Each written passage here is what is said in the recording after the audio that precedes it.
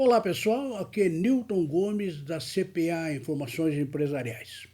Bem, nós vamos dar sequência aqui aos vídeos que estamos fazendo a respeito da reforma da Previdência. Bom, como nós sabemos, nesses dias aí, no dia 4, houve uma reunião lá na Comissão de Constituição e Justiça do Senado Federal, onde está rolando aí a PEC 6.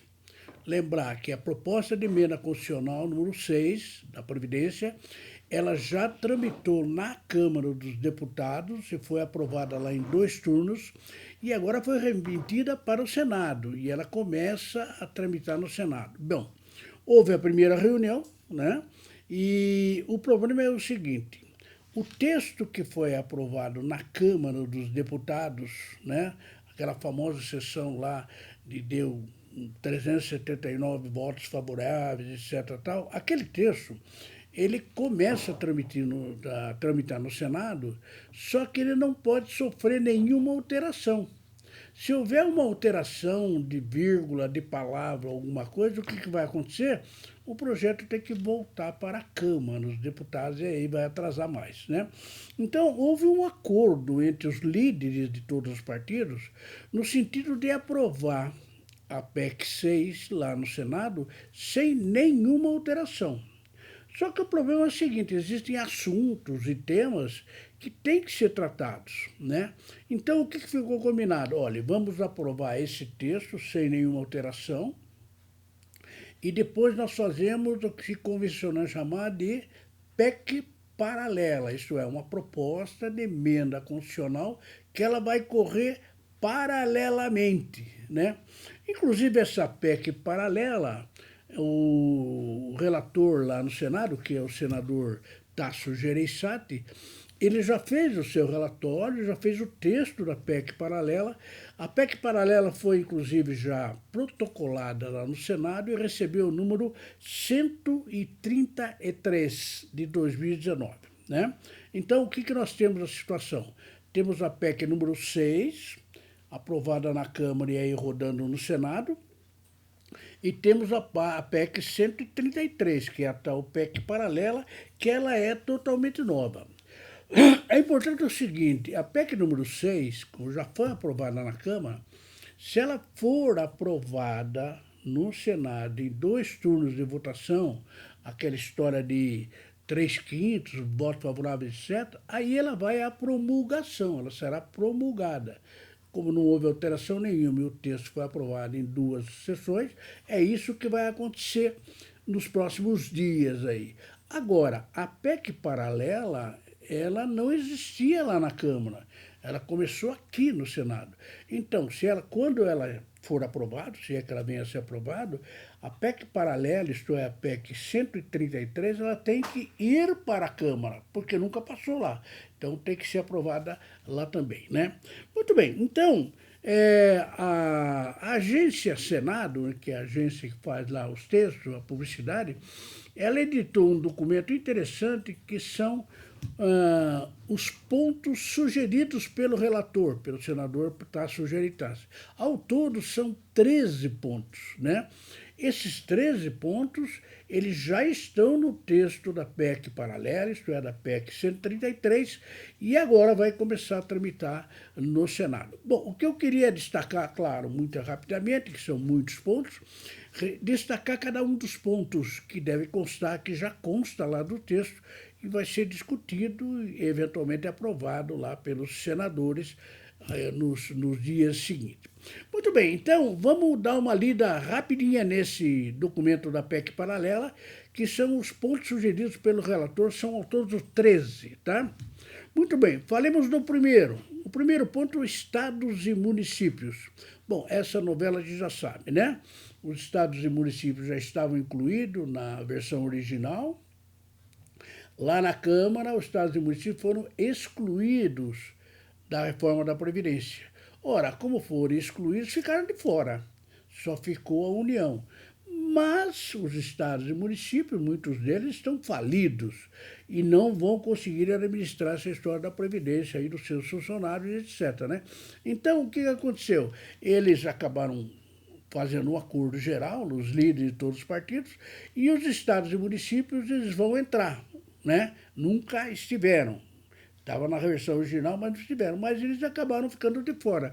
Então, a ideia é que nessa PEC paralela faça-se uma discussão, né, e os estados e municípios acabem entrando na reforma da Previdência. Inclusive, haverá uma condição dizendo que cada uma das Assembleia Legislativa dos 27 estados e o Distrito Federal e também cada Câmara dos Vereadores de todos os municípios terão que aprovar uma lei de uma forma tal que estados e municípios sejam acoplados à reforma da Previdência. Bom, esse é o primeiro ponto. O segundo ponto aconteceu o seguinte: quando essa PEC foi discutida, a PEC 6, alguns pontos foram excluídos. Não foram alterados, porque alterar não poderia, mas foram excluídos. Como aquela história do BPC, o benefício de prestação continuada. Aquilo que houve muita discussão a respeito da pensão por morte também foi excluído, né? Pela pressão que houve no país inteiro a respeito do BPC e da pensão por morte. Então, isso aí foi excluído do texto totalmente, certo? Para evitar que tivesse que retornar, mas agora vai ter que ser tratado. Ora, isso redundou numa redução daquele valor que o ministro Guedes, inclusive, preferia atingir, né? Que era 1 trilhão e 100, caiu para 1 trilhão, caiu para 900 e pouco, tal. E agora, com essa mudança que foi feita agora, com essas exclusões, houve uma perda também grande. Ora, então os senadores faziam assim: olha, vamos criar novas fontes de receita nessa PEC paralela. Então, é isso que vai ser discutido. Primeiro ponto, são as entidades educacionais e de saúde que elas não pagam a cota a cota patronal dos seus empregados. Então, isso vai ser proposto. Mas são entidades educacionais de saúde, mas estarão fora, lógico, as santas casas e as entidades de assistência social, né? Mas então seria uma cobrança dessas contribuições de entidades educacionais e de saúde que hoje não pagam, mas serão listadas para fazer o pagamento. Muito bem, terceiro ponto, agronegócio, né? O agronegócio, as empresas de agricultura, quando exporta, faz exportação direta para o exterior, elas não pagam fundo rural. Ora, aqui está dito, vamos cobrar essas contribuições do agronegócio, certo? Então, para as exportadoras que hoje não pagam o fundo rural, se isso for aprovado, vai ser cobrado. Muito bem, uma alteração que vai ter, pelo menos que vai ser proposta, é no Simples Nacional. Por quê? Porque a ideia é incentivar as pequenas e médias e microempresas a investirem na prevenção de acidentes de trabalho, proteção do trabalhador, e inclusive fazendo com que as empresas do Simples paguem o RAT, que é o risco de acidente do trabalho. Essa contribuição é 1, 2 ou 3% da folha de salário, dependendo do tempo. Então, essa é uma proposição que vai ser feita. É claro que, segundo me informaram o pessoal aí da área pessoal, são os pessoal do Simples Nacional do anexo 4.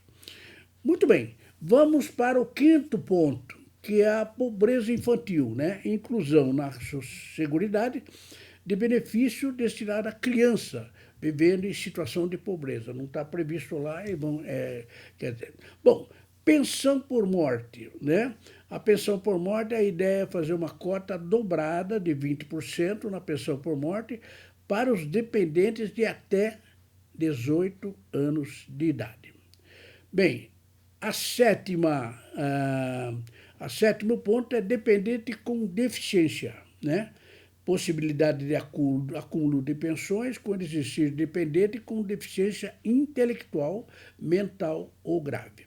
Então, esse é o sétimo ponto, dos pontos sugeridos pelo relator. Vejamos qual é o oitavo ponto, é servidor com deficiência, né? Uma regra de transição para servidores com deficiência. Depois, o nono ponto é tempo de contribuição. A ideia é que na PEC paralelo seja sugerido, foi sugerido pelo relator, que haja uma manutenção no tempo mínimo de contribuição de 15 anos para homens que ainda não entraram no mercado de trabalho. Muito bem, o 10º ponto, a 10ª sugestão do relator é a aposentadoria por incapacidade. Ele sugeriu que a aposentadoria por incapacidade é de 100% no caso de incapacidade que gere deficiência ou em caso de incapacidade decorrente de doenças neurodegenerativas. Muito bem, o 11º ponto é a invalidez no trabalho, né? Cálculo, o relator está sugerindo um cálculo mais vantajoso na aposentadoria por incapacidade em caso de acidente, né, de trabalho. Depois, o 12º ponto é uma regra destinada ao servidor público federal. Reabertura do prazo para opção pelo regime de previdência complementar dos servidores federais. E, finalmente, o 13º ponto, ou a 13ª sugestão do relator para ser incluído na discussão da PEC paralela, isto é, da PEC 113 de 2019, o 13º ponto é prevenção de litigiosidade. O que é isso? É uma regra que permita às cortes superiores, né, STJ ou STF, Supremo Tribunal Federal ou Superior Tribunal, permita às cortes superiores fixarem entendimentos de repercussão geral sobre ações previdenciárias, evitando assim, né, a tramitação de milhares de processos sobre o mesmo tema no judiciário, né? A situação que existe hoje é o seguinte: aqui nós temos decisões do STJ e do STF que elas não têm uma repercussão geral. Então, o que acontece? Nós temos outras ações no mesmo sentido, né, com o mesmo tema e que vão ser discutidos, né? Ora, a ideia é que se crie uma espécie de uma súmula do STJ, porque são cortes superiores, e do STF, e com base nisso, aquela súmula ela vai valer para todos os casos. Então, existem milhares de ações previdenciárias hoje que elas estão correndo porque não existe esse tal súmula. Quando existir a súmula, certamente vai evitar a tramitação de milhares de ações sobre o mesmo tema. Muito bem, então esses são os 13 pontos sugeridos pelo relator, que é o senador Tasso Gereissati. A PEC recebeu o número 183, vai rodar agora no Senado, lembrando que são necessários 2 turnos de votação, e em cada turno de votação a PEC 133 terá que ter, no mínimo, 49 votos favoráveis, o que corresponde a 3/5 dos 81 senadores. Se isso realmente ocorrer, 49 no primeiro turno, 49 no segundo turno, aí está aprovada. Ora, daí o que acontece? Como eu disse inicialmente, aí essa PEC 133, essa PEC paralela, terá que ir para a Câmara. E aí pergunto, mas por que vai para a Câmara? Porque não esteve lá. Ela nunca esteve lá, ela foi criada agora diretamente no Senado, né? A PEC número 6, não, ela já foi aprovada na Câmara e se for aprovada no Senado já vai ser promulgada. A PEC paralela, a 133, se for aprovada no Senado, vai à Câmara. E se for aprovada lá na Câmara, aí sim é que ela será sancionada, promulgada, né? Ela vira uma emenda constitucional. Ok, pessoal? Então, essa é uma descrição muito rápida, muito superficial, devido ao tempo, a respeito da PEC paralela, a PEC 133. Nós estamos acompanhando a tramitação, então logo teremos novidade e voltaremos a falar sobre esse tema. Muito obrigado, espero vocês no próximo vídeo.